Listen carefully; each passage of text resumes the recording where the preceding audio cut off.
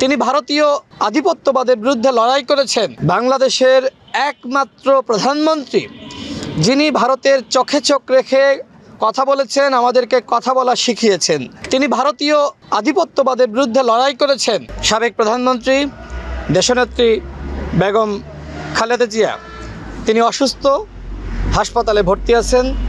আমি তাকে দেখতে গিয়েছিলাম, তার স্বাস্থ্যের খোঁজখবর নিতে চেষ্টা করেছি। দেখেন, এই নেত্রী এমন একজন নেত্রী যিনি আমাদেরকে সংগ্রামে উৎসাহ প্রদান করেছেন।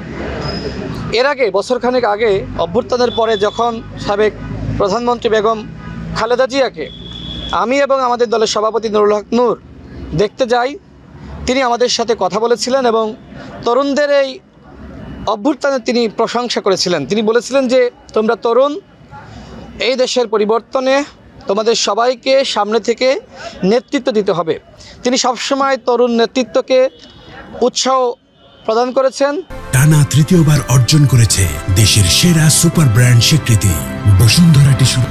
আমি নিজে গর্ববোধ করি যে সাবেক প্রধানমন্ত্রী বেগম খালেদা জিয়ার সাথে আমার সরাসরি সাক্ষাৎ করার সুযোগ হয়েছে, কথা বলার সুযোগ হয়েছে। এখন তিনি অসুস্থ, তার জন্য সারা বাংলাদেশের মানুষ দোয়া করছে। আজকেও আমরা মাগরিবের নামাজের পরে মসজিদে গণ অধিকার পরিষদের পক্ষ থেকে দোয়ার আয়োজন করা হয়েছিল, সেখানে আমরা সবাই তার জন্য দোয়া করেছি।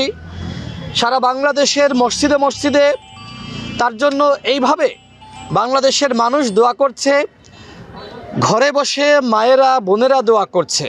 এর কারণটা কি? এর কারণটা তিনি সবসময় আপোষহীন ছিলেন, তিনি গণতন্ত্রের জন্য সংগ্রাম করেছেন। আমরা তাকে নিয়ে গর্ব করি। আমি দৃঢ় বিশ্বাস রাখি এবং আল্লাহর কাছে দোয়া করি, মহান আল্লাহ রব্বুল আলামিন জনতাকে দীর্ঘায়ু দান করেন এবং তিনি তার জীবদ্দশায় গণহত্যার বিচার এবং ফ্যাসিস্ট শাসক শেখ হাসিনার ফাঁসি দেখে যেতে পারেন। এইটা আমার প্রত্যাশা।